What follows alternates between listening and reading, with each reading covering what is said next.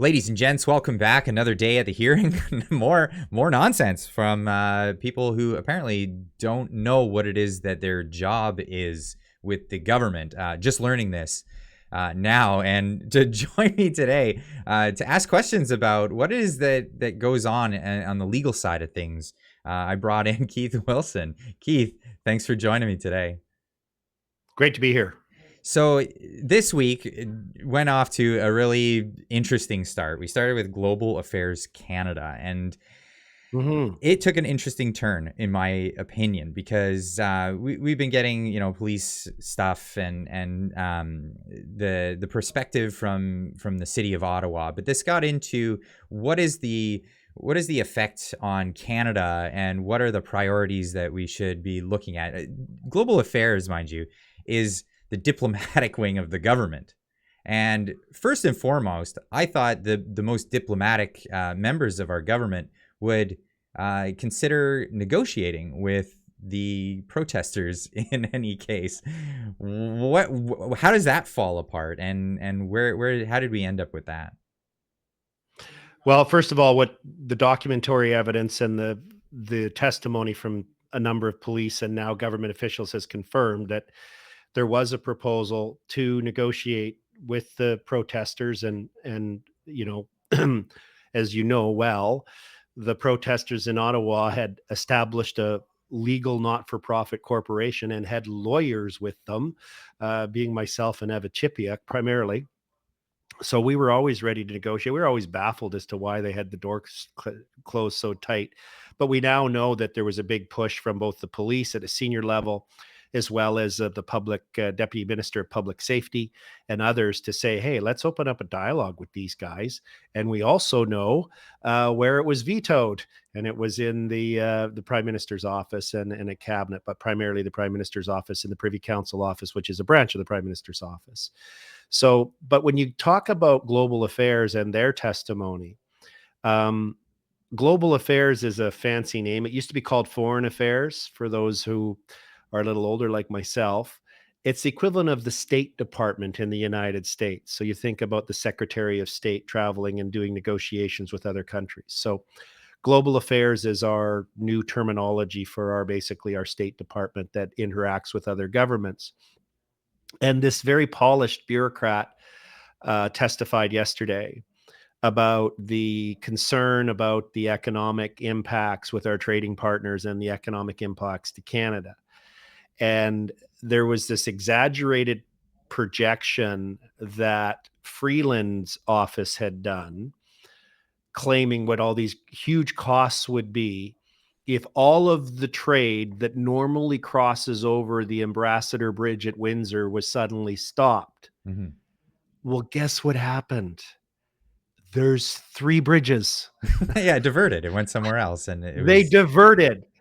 So it was minuscule in terms of impact. And in fact, Stats Canada later released a report that trade across that border crossings at Windsor, the 3 of them, was up 16% from the previous February. So this idea that there was this great impact is not true. But here's the really, really important point. Why were there tens of thousands of people protesting in Ottawa? Why did thousands of Canadians get into vehicles and trucks and drive from every corner of the country in terrible winter conditions to Ottawa? They were protesting 2 years of government mandates that had put people out of work. It was the truckers who got started because they were being put out of work. If you're worried about cross-border trade, when you have supply chain issues, you don't knock out 30% of your truckers from being able to drive across the border. That's exactly what they did. If you're concerned about cross-border trade and the economy, you don't impose a requirement that everybody who works at an airport, whether you're a baggage handler or whether you're a customs officer or whether you're a security screener or you're running the booster juicer, the Subway shop, that you have to be vaccinated, resulting in over 10,000 airport workers losing their jobs and the airport's barely functioning. And I could go on, right? Yeah. Like That's Let's put this in perspective. a massive downturn on economic activity by just leaving a giant part of the workforce out of it. Now we heard some news about a new contract. They were really excited about a new contract for battery manufacturing in Windsor, Ontario. They said that this was putting it all in jeopardy. They couldn't talk about it at the time, and that's why they had to be so secretive about it. But the thing in the back of my head was, well, does an automotive contract take priority over charter rights in the eyes of the law? It doesn't, but it's a false dilemma. And the reason it's a false dilemma is two reasons. One is, as I've just mentioned, the trucks just went to the other crossing. But more importantly, it's a smoke screen, because what really happened is the international investment community said, what? The bank or the cabinet at the snap of their fingers can seize bank accounts, can freeze them and neutralize your ability, like Venezuela style, from carrying on business, Cuba style.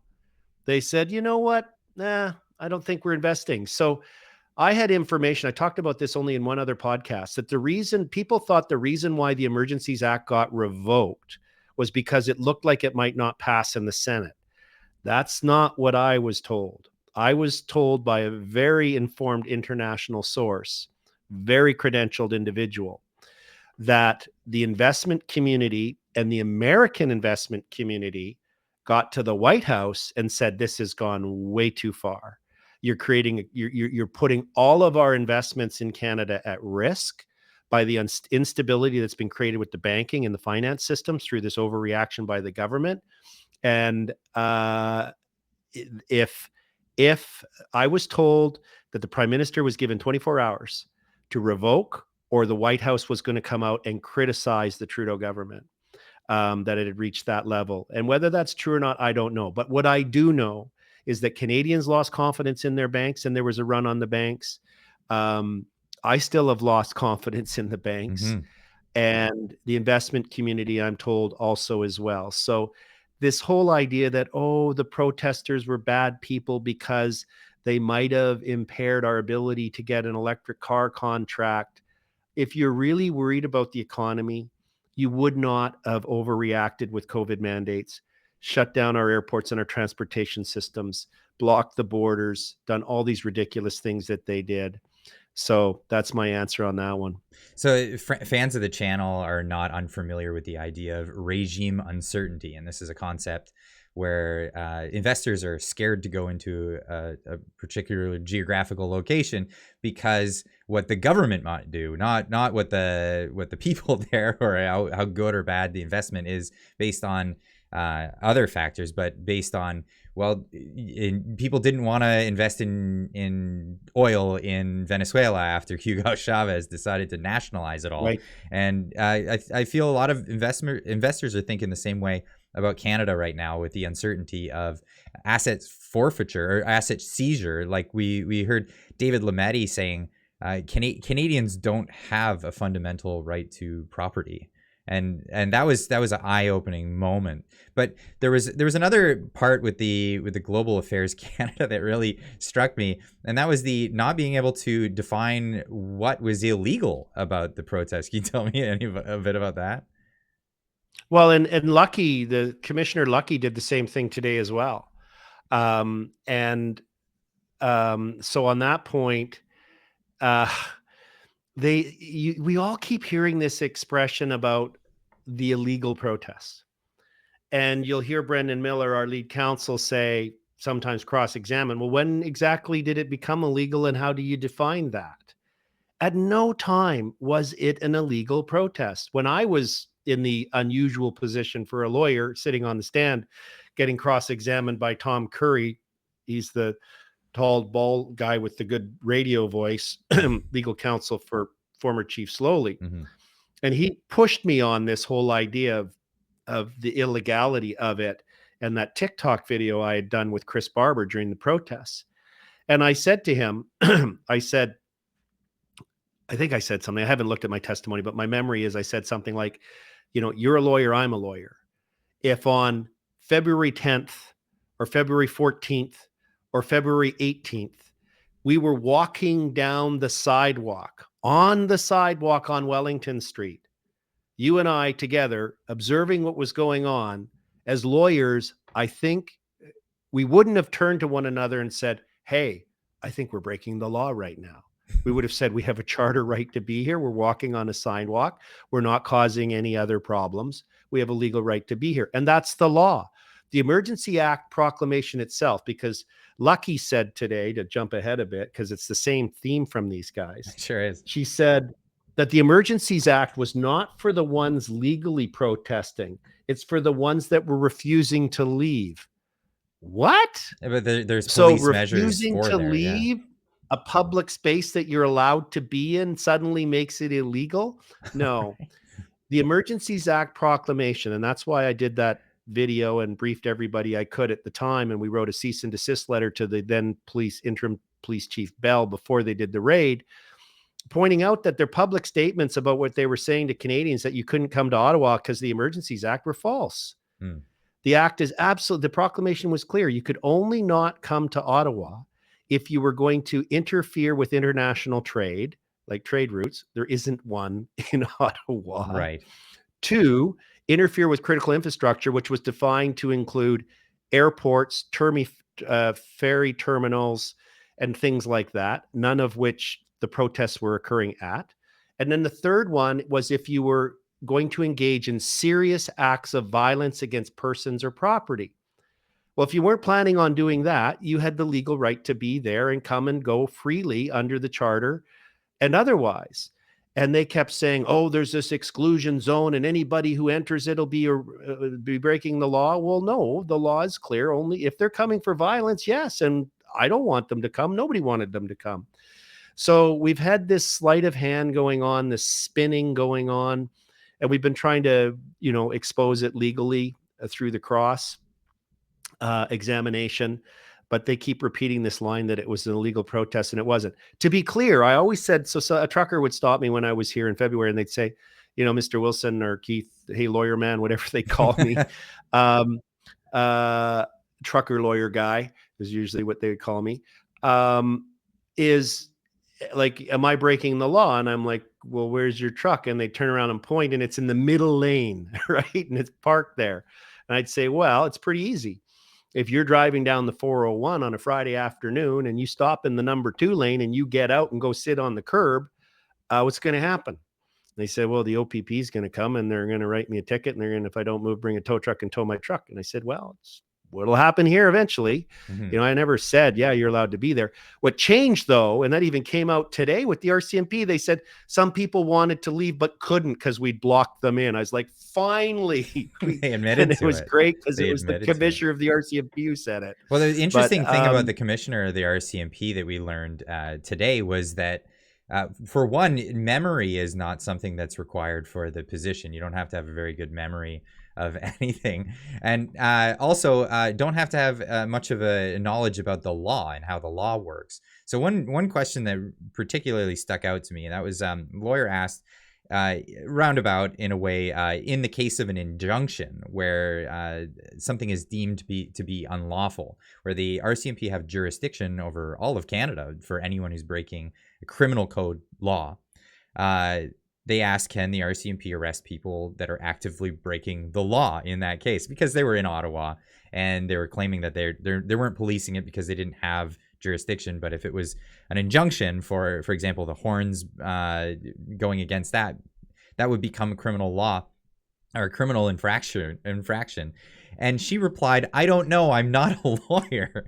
I mean, where do we stand when our RCMP commissioner doesn't know anything about the law, or seemingly?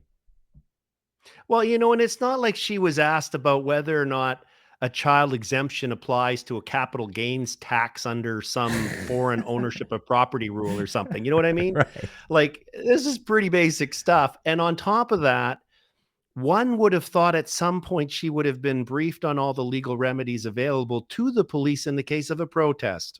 Just saying. So her testimony was remarkable. It was so disappointing that the leader of the Royal Canadian Mounted Police, with tens of thousands of members of various kinds, a $5.2 billion budget, because I looked it up, performed at a level of a junior constable. She didn't know about dates. She couldn't remember things. She would talk over the lawyer, not because she was trying to be aggressive like sometimes happens, just because she was that unpolished. She didn't even wait for the other speaker to finish. And she knew so little. It was embarrassing, disappointing. It's another example of why what's so serious is happening to our country, is because Canadians, myself included, and others, and I think probably many of your viewers, have been losing confidence in our institutions. We lost confidence with our doctors and, our public health officials, with the whole shenanigans of not recognizing natural immunity, rushing into approving an experimental vaccine. We could go on and on and on. And we won't make any claims about it on YouTube. Right. Yeah. We will make no claims about it whatsoever, and people will know where to get their information. And I don't want to get you to demonetized or whatever. But we started to lose confidence in our courts. We started to lose confidence in our police forces, right? And here's another reason. And I've heard a lot of people say that the Trudeau government and the Trudeau Liberals have just sort of eroded like termites the foundations of our systems, our banking system. We lost confidence in our banking system. We've already talked about that. So everywhere we turn, we've had this loss of fundamental confidence in so many things that we could be proud of as Canadians. And I'm hoping that the punishment that we're all going through, those of us lawyers who are working day and night in the inquiry and in the evenings getting ready for the next day and the next day and the next day, and the Canadians who are suffering through some of the testimony, are really having a chance to reflect on how badly off track this country got, and the importance of us using our voices to get it back on track. Well, I hope we have sunnier days. Looking forward. Thank you so much, Keith, for joining me today. A pleasure. Thanks for having me on. I've enjoyed the opportunity. Cheers. And thank you for tuning in for this update on the inquiry, where it's going. And we'll try to keep you up to date more on what's happening. You know what to do. Always leave a comment in the comment section down below. There's always a fruitful conversation that kicks off down there. And we'll see you guys in the next one. Keep on trucking.